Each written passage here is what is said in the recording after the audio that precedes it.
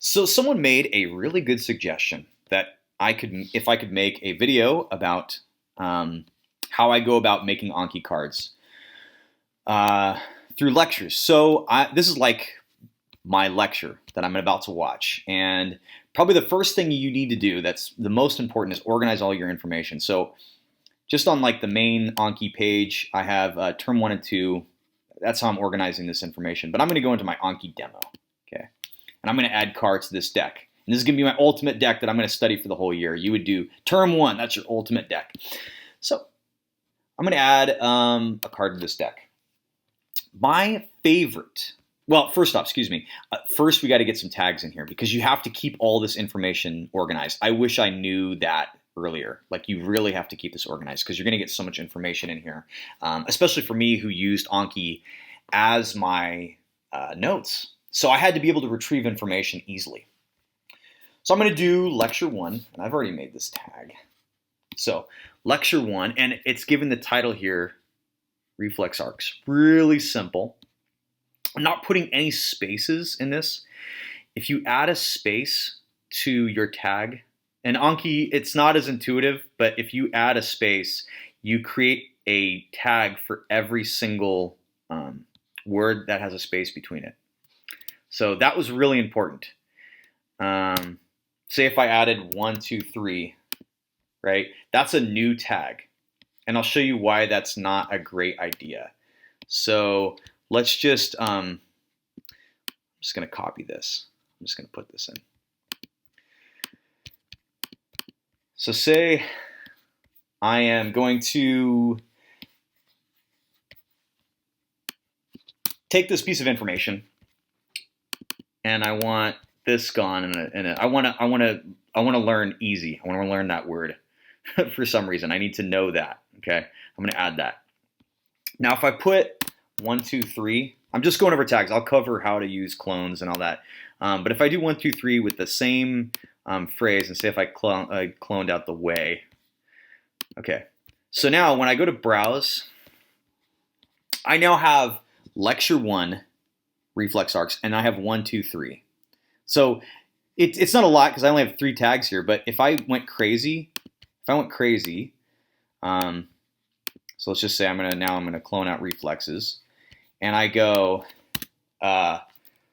for med school spinal nerves. Okay, and I add that one. Now watch this. Now I have a tag for every single space, and if you do this through the whole term, you're gonna get a gigantic, horrible list of like just a bunch of tags, and it's going to be hard to retrieve information. See, this way I can just look at it and go, okay, here's my information, but now I have med and I have nerve, and it just makes it a huge mess. So my suggestion, when you're making tags, just do it all in one sentence. You know, make it short. I do lecture 1. You can abbreviate that, but just all one sentence. Don't put any spaces. You'll get this mess of tags. That's my first huge tip. I wish I knew because it's hard to get rid of these tags. I can't figure it out. Okay, so we're back on lecture 1, reflex, with no 1, 2, 3. I don't want that tag either. I'm just going to do this one. Okay, so I'm going to show you how to use clones and which tools I thought were the best. So, all right. So someone showed me these reflex arcs, and I thought they were so cool and really. So I'm watching the video. So we're going to start by drawing a stick figure. Okay, so elbows, knees. Let me skip forward here. And we're going to number our way up the body. So from the ankle, we're going to go 1 and 2. Knee, 3 and 4. I'm going to draw bicep. Part of the arm. Let's go a little harder. Yeah, a little farther here. 7 and 8. 6, 7, 8. Okay, so I've been watching this video. This guy, this handsome devil, told me that I needed to draw a stick figure. So for clones, I'm going to say to memorize reflex arcs, you need to first draw a stick figure. Okay. So I so I have this piece of information and I want to memorize this. So this is why I like to do clones. I just highlight it, click that little button, bam. So now this is the piece of information that I am going to have to guess. And you just add it. Now what's nice with clones is that, hey, you know what? I also feel like I need to know, like I need to remember that I need to draw it too. So I'm going to highlight this too, and I'm going to add a clone there. And now I have two different cards. One that's going to test me on the word stick figure, and the second is going to test me on draw. So it's really good. It's really efficient to do it this way. Whereas like the basic version where it's just a standard flashcard, you got the front and the back. Say if there was another piece of information after you put all this effort in typing an awesome card, there was something else on that you thought, oh, man, I could have added that. It just saves you a little bit of time, and a little bit of time over a long period of time is a lot of time. So now let's say I'm just going to demo how these little things here, 1, 2, I'm going to do this one as 3, but I'm also going to do this one as 3. I'm going to change that 4 to a 3. And I'm going to highlight this so that I can do this a couple times. So this is going to be one card. Or excuse me, this is going to be 1, 2, and then 3 cards. These two are going to come up at the same time. So I'll show you what that looks like. I'm going to go easy, because I'm going to search it, which words have easy. And I can kind of go through this. So this is the card that we just made. So let's see here. Easy, way to, right? This is the one we just made. So this is what it looks like. This is one blocked out. So I'm only blocking one out. And then here's the 3. This is cool. If you want to know 2 different pieces of information in the same card, just put the same number on it. It doesn't matter what number it is. It just has to be the same number. I think I could even change this to 5, 5. It doesn't have to even be in order. These cards can increase as you make more clones. So I have 2 different pieces of tags. Now it's important, don't go too crazy. In all honesty, I try to use maybe just 1 or 2. As I got smarter at making cards, I found that you don't want to have to memorize too many pieces of information. That's huge. Okay, don't make too many clones. You can get too crazy with this. I could go, and then then it's like easy way to blank arcs. It's like, okay, memorize reflexes. Well, I'm getting this card wrong because I couldn't remember reflex. In reality, the card just might be too hard. It might just be too complicated. So be nice to yourself when you're making cards. It's okay to make more that are easier, where you only have to memorize one piece of information. But say if I wanted to memorize all this in one shot, I think I'm really cool and I can memorize all this. So I'm going to change all these to 1. So let's look what this one looks like. Because I had already made one like this. Let's put these all as, 1. And then I'm going to put an exclamation point. The red means that I've already, if anything comes up red like this, it means you've already made it. So that's pretty standard. Okay, exclamation point. Okay, now preview this one. Why isn't it previewing? Whoa! Something's crazy is going on here. See, sometimes, this is a good example of why cards, oh, here we go. Okay, this is a good way. This is the one. But that just shows you that sometimes there's errors. This is a good example. Now it's a blank screen. I made another video of why Anki makes errors. This is one of them. Like this, for some reason, because I changed the numbers in the search column, they're not showing up now. So if you've watched one of my other videos on some of the errors that Anki makes, this is one. So now it got rid of all the cards because I've changed all of them, but they're still in this, like the cards are still there, but now they're being like shadowed out. Anyway, so here's the card we made. It's got all the 1s, so I have to go through each of these. So that's how you can get multiple pieces of information. Don't make cards like this. This is crazy. How am I supposed to get this? Guess this. Way, arcs, like it's so easy to make too hard of cards. So be nice to yourself. Okay, that's clones. Okay, let's go into something more fun. And another reason why I like to do clones is that it's just fast. I feel like if you do basic cards, like where you're doing, the front and the back, it just takes like a second longer. I don't know. It's kind of fun sometimes to bold things or color them, color the word if colors help you memorize things. And say if I wanted to add an image, like, okay, I'm going to take an image of the stick figure, bam.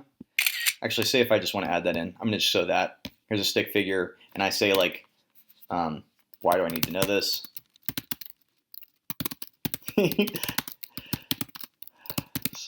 Something like that. This is one way of making a card.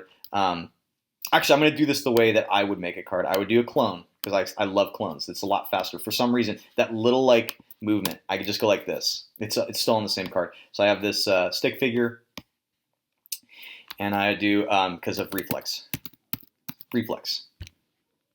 arcs, whatever, right? So that's a way to use images. Use images like crazy. So I'm gonna add that card. Why not? Just for fun. Okay. So let's go to, actually this is what's nice with image occlusion. That's my other favorite. So these two are my main cards that I used, main card style. The reverse, I did accidentally in the beginning of the semester. I don't like the reverse style because the problem with the reverse is it's like a regular flashcard except that you're seeing the back first now instead of the front, and you're having to guess what the front is.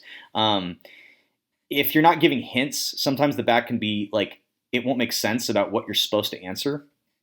So what I would do, let's do the clone again. What I would do, and I did these a lot. This is why I had so many cards. So let's just say, actually, let me delete this out. Greg is cool. Okay, so that's my thing, and then is this true or something like that, and it would be true or something like that, like, oh, can't type true. So that would be like one card, right? So now I'm gonna make the reverse of this card, and I'll show you how to do this effectively. So now I'd say, what is true, and that Greg is cool. Is cool. So that's my second card. I'm doing the reverse of that same piece of information. This is super basic, but like, say, okay, they're asking, what's the structure of insulin? Or excuse me, how many disulfide bonds are in insulin? That's more specific. And the answer would be 3. So what would be the reverse of that? Well, what structure has 3 disulfide bonds? And you would say insulin. I think it's good to learn it both directions. It helps you be prepared for any way they can ask the question. They do that. They'll ask the forward and the reverse way of however you're learning it. So definitely learn it in both ways. Again, you're going to have a ton of cards because of this. I might even ask myself other versions of the same question, like, so what type of bonds are in insulin? Oh, it's got disulfide bonds. I'd go in more detail and to make multiple different versions, just so that you really power down on all the different pieces of information that you're learning. You want to make sure that you know every angle that you could be asked. So now let's go over image occlusion. So here's what's nice. You could do this. You can click on this and do that and make cards this way. I don't know why you need to, because in reality, I'm going to just stick with clones. Because I have these. And by the way, these clones, should have made this clear, clones and image occlusion are add-ons. You need to go online and download these separately. They don't just come with the Anki app. Or when I did it, that's what I had to do. But those are the two best, clones and image occlusion. So I'm going to do an image occlusion. So first I'm going to take a photo, a screenshot of this little guy. And I'm going to go to this little purple thing here. And I'm just going to wait for it to load. I'm going to open it. Okay, so here's my image occlusion little thing here. And I'm going to go through and, I'm not going to remember all these numbers, but I want to memorize them. So at the ankle, I'm going to block that out. I'm going to block this out. I'm going to block this out. And I'm going to block this out. Yeah. So you have 2 different options. So I blocked all those out. You can do different shapes on how you want to block those out. You have 2 different options. You can hide all of them, which is basically what I did every single time. Because I don't want to get a hint. Because if you do hide one, guess one, only one of these is going to be blocked. But then if you're smart, you can kind of just figure out, okay, well, these numbers are these numbers and this one has to be different. So I try not to like give myself any kind of hints in a lot of these images. So I go hide all. I don't want myself to get any kind of hints, but I'm going to make a set of hide one, guess one, just so you can see what that looks like. Okay, so I made 2 versions. So I've made 8 cards. Each time you click that button, you get another set of cards. So let's go to browse. I'm going to go to my reflex arcs. So the first thing it always shows is your cards here. So this is the one where everything's blocked out. I have to guess this one. So that's how this one works. Okay, this is the way I like to make them. Now I'll show you why. Because on these next cards, now this is the one where you're hiding just one and exposing all the rest. Like it's 3, 4, 5, 6, 7, 8. Well, I'm gonna just guess this is 1, 2. Oh, it's 1, 2. I don't feel like that pushes your knowledge very well. I like to hide all the information so that I don't get any hints for the most part. Obviously, you're gonna have more complex things. You're gonna have, like anatomy is fantastic. Histology is good. But anatomy especially, it's really good. Like if you have anatomy, like a drawing with a lot of muscles and things like that, and it's got all labeled, that's an efficient way to go through. Actually, I'm going to go through that real quick. Why not? See, in a bicep. Anatomy. Didn't spell bicep right for someone who has big biceps. Okay, so say if this is my image. Okay, so I'm going to go through this. This is what you would actually do, right? Okay, I want to make an image of this one. So this way, I don't have to